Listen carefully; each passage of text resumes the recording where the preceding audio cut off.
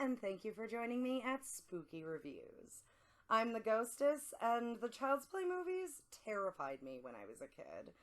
As a girl who got a lot of dolls as presents, the idea that they might come to life and murder me haunted me for years.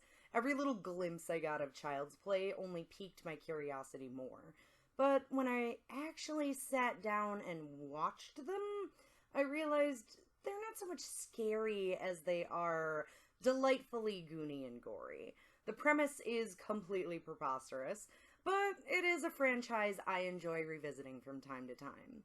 So in honor of Friday the 13th, I will be recapping the entirety of the Child's Play franchise in under 13 minutes.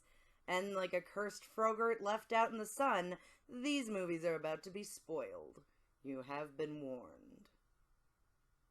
Child's Play, 1988. Charles Lee Ray is a Chicago serial killer and voodoo enthusiast abandoned by his getaway driver Eddie while being chased down by the police. He breaks into a toy store and, as he's dying from shots by Detective Prince Humperdinck, he transfers his soul into a nearby good guy doll, a ginger, freckle-faced, overall-wearing My Buddy knockoff who talk in stock phrases about being friends to the end. The toy ends up in the hands of a street peddler who sells it to a department store worker looking for the perfect birthday present for her son Andy. Andy loves his new toy and takes him everywhere, wearing matching good guy pajamas, and treats him as though he's very much alive. After being sent off to bed by a babysitter for watching a violent news program, she gets hit so hard in the head with a hammer that she stumbles 10 feet across the kitchen, smashes through the window, and falls to her death. Andy quotes Chucky as saying some disturbing things to his mother, and police suspect the child of being the culprit. The next day, Andy and Chucky play hooky and take the L to Candyman's neighborhood, where Chucky's old partner Eddie is staying. While Andy takes a leak, we see little plastic hands turn up the gas on Eddie's stove, and the trigger-happy drug addict shoots at the noise, and the building explodes. Andy is found at the scene of the crime, insisting Chucky is alive and doing things, and actually named Charles Lee Ray, so he gets taken into psychiatric custody. His mother heads home alone with the doll, discovering she never put batteries in him. Creepiest scene in the movie. Chucky comes alive, calls her a filthy slut, bites her, and then escapes. Dumbest scene in the movie.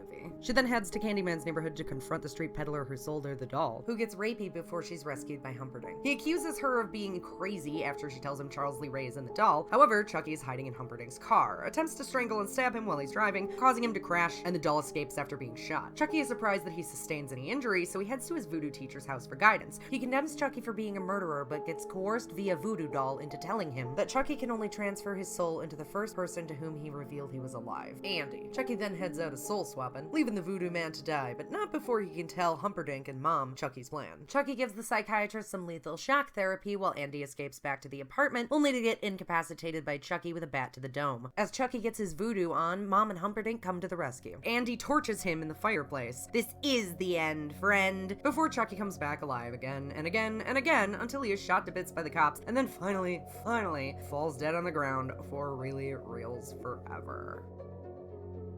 Child's Play 2. So the good guy toy company is like, we didn't make a murder doll. We'll take that evidence, thank you, and we'll melt it down and make a new doll on the old doll's parts just to prove it. Chucky gets Frankensteined alive by electricity that kills a scientist, and the murder doll is passed off to an assistant. Alive again, Chucky then kills the assistant and heads off looking for Andy. Seventh Heaven Mom is off in an insane asylum, and Andy has been psychiatried into believing that he fabricated the entire murder doll plot from movie 1. He's taken into a foster home with a sweet couple who hope he's not too damaged to cope with their home, which of course has its very own good guy doll that Andy is reasonably afraid of, which Chucky promptly switches places with. There's also a teenage daughter who's not played by Clea Duvall, who smokes and is disillusioned by lifetime in foster care, doing her best not to bond with Andy. Chucky tries to swap places with Andy, but not Clea interrupts him, and Chucky decides to make Andy look increasingly crazy to those around him in an effort to get him alone. He spanks the teacher to death with a ruler and knocks the dad down the stairs, resulting in Andy being sent back to the group home. Foster sis uncovers the other good guy doll and realizes Andy was telling the truth, then discovers the mother's been bloodied. Chucky abducts the sister, forcing her to assist in kidnapping Andy before stabbing Lady Foster Care and Xeroxing her to death. Chucky kidnaps Andy, but Foster Sis is on the trail, chasing them down to the nearby good guy factory. Chucky voodoos it up, but since he's spent too much time in the doll's body, the spell no longer works, and in a rage, Chucky chases the Foster siblings down as they try to escape, crawling through doll-making machinery that slices off Chucky's hand. But Chucky pulls an ash and fosters a blade onto his stump, using that and the doll machine to kill the factory's lone employee. Foster Sis forces Chucky into the machine that apparently steam fuses the doll parts into place, despite the fact we can see there are ball joints, ripping Chucky in half before spilling the hot plastic overflow onto him, turning him into a goo pile of scalded doll parts, then blowing him to bits with compressed air. The end. Child's Play 3. It's 9 years later and the Good Guy factory has decided to reopen, melting down all the remaining plastic to create all new Good Guy dolls, including Chucky's blood, which somehow manages to all get molded into a single doll. And it gets shipped to the factory's owner's office, who he dispatches in a very drawn-out sequence. Chucky still seems pretty convinced that Andy is where it's at, so he tracks him down at military school and ships himself to him. However, before he can get to Andy, he's discovered by an adorable little boy named Tyler and realizes, wait, why would I specifically need Andy when it's a new body? So Chucky decides to play hide the soul with Tyler. But his voodoo is continuously interrupted, especially once he makes his presence known to Andy, who tries to stop him. Chucky compacts the trash man, gives the colonel a coronary, and gives the bald, obsessed barber a close shave. Then, as the school prepares for war games, Chucky replaces one team's paint pellets for live ammo. Chucky kidnaps Andy's new snarky girlfriend and attempts a handoff in exchange for Tyler. After the enemy team shoots them with live rounds, Nerdy Boy sacrifices himself to save both teams from a grenade. Chucky's need to laugh maniacally allows Tyler time to escape, and he chases the boy downhill to a local carnival with Andy and the girlfriend in hot pursuit. They square off in a spooky carnival ride, complete with mist and a swinging scythe that chops off Chucky's face, and a large fan with sharp spinning blades that chops Chucky to smithereens when he's dropped inside. Andy is arrested and presumably sent to prison and/or an asylum for his crimes, his only solace knowing that Chucky is finally, for realsy reals, dead forever. Bride of Chucky. The franchise becomes self-aware. Did you know Charles Lee Ray had a murderous goth girlfriend named Tiffany Valentine? Well, he does. And this trailer park sex goddess went to great lengths to find the shredded bits of her boyfriend and voodoo him back together. Seems not to work at first, so she has a date with Alexis Arquette's serial killer wannabe, who Chucky quickly dispatches. Katherine Heigl's every gay cliche in the book, figure skating, flower arranging, future theater major best friend, poses as her boyfriend so she can secretly date Tiffany's trailer park neighbor, but her overprotective chief of police John Ritter legal guardian sends another cop to stop them. When Tiffany discovers Chucky wasn't planning to propose, she locks him in a playpen with a little bride doll, and Chucky voodoos her soul inside of it as revenge. Chucky suddenly remembers he needs an amulet to transfer his soul into a new body, making the plots of the previous films pointless, so Tiffany gives herself a sexy makeover and hires Trailer Park Boy to deliver the dolls to Hackensack, New Jersey, so they can dig up Ray's body and the amulet attached. Trailer Boy uses the money to elope with Heigl, giving Chucky the opportunity to nail John Ritter and hide his body in their van. They blow up the cop crony in his car, and the couple get the blame, and they spend the night at Niagara Falls Motel after a quickie wedding. Tiffany slaughters the thieving newlywed couple, inspiring Chucky to propose marriage and consummate their wedding in front of an open. Elopers believe the other to be the killer, and calling gay friend for the assist, who convinces them they're wrong until he discovers John Ritter's body and holds the couple at gunpoint. Tiffany and Chucky get gay friend hit by a truck before kidnapping the couple and killing a pursuing officer before hijacking an RV, but the couple pick apart the delicate stitches of the killer doll's relationship, allowing her to bake Tiffany and send Chucky flying out of the window as they crash. The elopers escape, shoot Chucky before he can use his amulet. The killer doll couple stabs each other quite literally in the back before Chucky is thrown into an open grave and shot to death. Tiffany then gives birth to an evil doll baby that kills the first detective on the scene. Oh boy, here it comes. Seed of Chucky. Prepare for the worst of the franchise. So, one of the hobbits voices a non-binary, anatomically incorrect freak show attraction with a penchant for pissing their pants, who dreams of murder and one day meeting their parents. They travel to Hollywood to the set of a movie based on the legend of the killer dolls, starring Jennifer Tilly, with the recovered dolls being repurposed as animatronics for the set. Glenn or Glenda uses an amulet to voodoo their parents back into the props, and is horrified to discover their parents are psychopathic murderers when they decapitate a prop technician. The rest of the plot involves artificially inseminating Jennifer Tilly against her will with a baby so Tiffany can become Tilly, their child can become the baby, and Chucky can become Redman, who Tilly is casting couch auditioning for to play the Virgin Mary. The parents argue over what their child's gender should be, and which one of them is more addicted to murder, as they continue to take out the rest of the cast in the background. Tilly has an accelerated voodoo pregnancy and gives birth to twins, meaning their child could choose either gender. Chucky, after 4 movies of desperately trying to get into a human body, decides he'd rather stay as a doll, but Tiffany chooses to transfer herself into Tilly. Chucky kills Tiffany's doll after her voodoo seems to fail, and the child axes Chucky back in revenge. 5 years later, we see Tiffany has become Jennifer Tilly and split her child's spirit into the twins, the girl a psychopath and the boy's a pants-wetting sweetheart. But Chucky isn't gone just yet.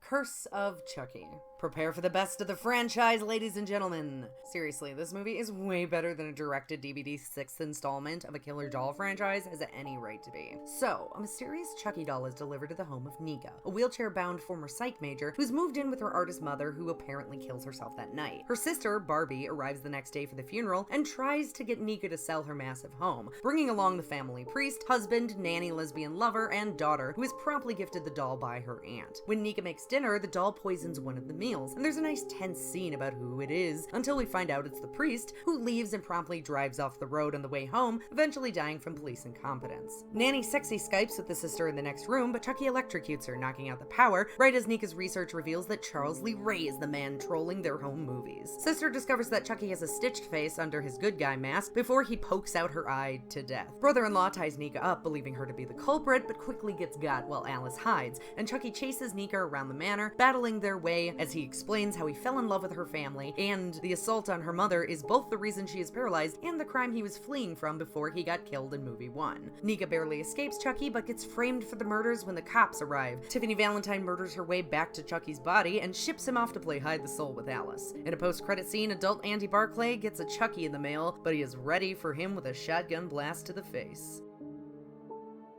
Cult of Chucky. Poor Nika. She landed herself in the nut house, where she's given intense shock treatments by a foot fetish psychiatrist who's hypnotized her into believing she committed all the murders, is surrounded by patients that distrust her. Her niece died in the custody of Tiffany Valentine, and she can't even kill herself without Chucky tracking her down and framing her for the murder of a patient who thinks she's already dead. And poor Andy. Nothing seems to be able to kill the Chucky he shotgunned at the end of the last movie, and now it's the only company he has in his life, until he realizes that this isn't the only Chucky out there. In fact, the number of Chuckies keeps growing by the minute, as the doll voodoos himself into every good guy around, manipulating a DID flirtatious patient who banged Nika, and a woman who suffocated her child and believes Chucky to be her new baby, into helping him drive Nika crazy and slash his way through those patients and the staff. Andy gets himself checked in, trying to help, but once again ends up framed for the murders, while Chucky possesses Nika's body, which somehow cures her paralysis, and my dream lesbian couple of Jennifer Tilly and Fiona Dorff ride off into the sunset, ready to wreak havoc on the world. Child's Play 2019. Reboot. Chucky's no longer a doll possessed by a serial killer, but an Alexa-like device for children called Lil Buddy, a terrifying ginger toy voiced by Mark Hamill, with all the safety protocol removed by a suicidal Vietnamese factory worker. April from Parks and Rec now works in a Chicago electronics store returns department, where someone brings in the defunct doll. She decides to gift it as a gag to her 12-year-old son Andy, who suffers from "I just moved to a new town and I don't have any friends" cliché. The toy is pre-programmed to be called Chucky, and immediately begins being a terrifying creep who wants to be Andy's best and only friend. Being preteen dickheads, Andy and his newfound human friends teach the doll the joys of scaring Andy's mom's boyfriend, the fun of stabbing, and the hilarity of Texas Chainsaw Massacre 2. He kills the cat and then turns the philandering boyfriend into a watermelon flesho-lantern in efforts to please Andy. The boy and his friends dismantle Chucky and attempt to dump all the evidence in the garbage chute, but the flesho-lantern gets contrived into a "don't open until my birthday" present for his neighbor, which he later retrieves. The creepy janitor brings Chucky back to life before being table-sawed for being a creep, and Chucky uses the janitor's spy equipment to see Andy's neighbor claim him as her new best friend. So the doll hijacks a self-driving Uber and kills the sweet old lady before using other electronic devices to drive Andy crazy. As Lil Buddy 2.0 Hitler Youth and Nightmare Bear editions premiere at the electronics store, Andy runs to warn them that Chucky is about to hijack all the toys there and control them, forcing them to attack all the store patrons. Andy and his friends fight off the toys and escape, but when Andy realizes Chucky is threatening to kill his mother, he goes back in after her. As his mother is hanging from a forklift, Andy battles the doll, tricking him with fake best friendship and then rescuing his mother. The doll comes back to life for one more roaring scream, only to be shot by the nice cop neighbor. All the dolls are recalled to be inspected before re-release, and the murderous doll isn't actually one of the ones among them. Or is it? It is! And with seconds to spare, this has been the entirety of the Child's Play franchise, wrapped up in under 13 minutes. If you enjoyed this video, please like, share, and subscribe. Follow me at Ghostesspooky on Twitter and Spooky Ghostess on Instagram, and join me next time for another spooky review. Boo for now. Ghostess with the mostest. Thank you for your reviews. Ooh. Ghostess with the mostest. Thank you for your